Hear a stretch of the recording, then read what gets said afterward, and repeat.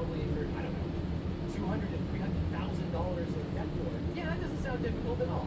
Nimshot asks, change my view. If I'm not guilty, I want to be tried by a judge rather than a jury. Most people don't realize that if you are being charged with a crime, you almost always have the option to be tried by a judge instead of a jury. Some people believe that if you have a really complicated technical case, a patent case involving technology, or maybe a securities-related case, you want a judge because the common thinking is that the judge is going to be able to understand more complex topics. That's not always the case. Sometimes people believe that if you have a really emotional case, you'll want the jury because they are more persuadable. That's also not always the case. It's definitely not always one. And yet here, is AI art trained on stolen art, or is it fair use? There are a ton of cases that are looking to answer that exact question. In general, copyright law protects artists from other people just reusing the art that they created. But there are exceptions to that, and the big one is considered fair use, where there are some circumstances where people are allowed to use that underlying art without asking for permission. A classic example on YouTube is reaction. There's some cases from the early 2000s, a lot of them called Google, where Google did things that some people characterize as copyright infringement. In one of the cases, for example, Google was creating a huge database. Are you trying to bite him in the balls? And when people Dirty little fucker. search engine, Google would show a thumbnail of that image. That arguably could be considered copyright infringement, but the court allowed people to do this under a fair use analysis because it's really helpful for people to be able to have a thumbnail of the image without having to go to the website to see the Hey, come back. and a lot of people are arguing that what AI is doing is very similar to that.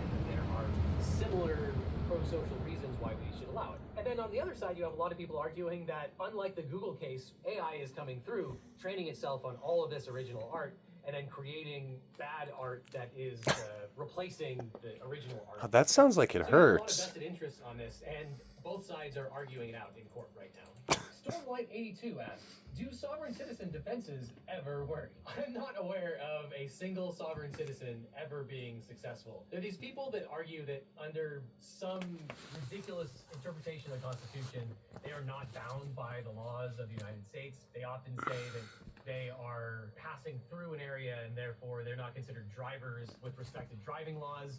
If that sounds ridiculous, it's because it is. It seems to be becoming more popular. Now, I've been in court when I've seen people try to pull this stuff in front of a judge, and the judges will just simply not put up with this. Millennials asks, to what extent are Mr. Beast's illegal lotteries actually illegal? A lottery is, in general, illegal in the United States. We sometimes forget that because lots of states have a state-sponsored lottery, which means that they had to have a carve-out in the law that says, we're the state, we're allowed to do a lottery that would otherwise be illegal if an individual did it. But an individual can get around this by running a sweepstakes, which is something that looks like a lottery, but it allows someone to participate for free or by doing something that doesn't have much hardship associated with it. And it seems like back in the day, Mr. Beast, along with a lot of YouTubers, was running basically a lottery where someone had to actually make a purchase to participate in it. If there is no free or nearly free option, it will be considered an illegal lottery, but I don't think this is going to be something like a felony.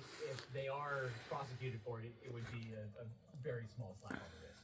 Moment M on YT asks, high school student, I'm not allowed to sit for the pledge despite being in a public school and despite having warned multiple staff. Well, that's a big no-no. One of the foundational cases on the First Amendment for both freedom of speech and also freedom of religion is West Virginia versus Barnett, that established in 1943 that individual students can't be compelled to participate in the flag salute. So while this is not legal advice, if you're not going to talk to a lawyer, maybe you can go online and print out that particular case and show it to your teacher and your principal, because they should not be forcing you to participate in the pledge of allegiance.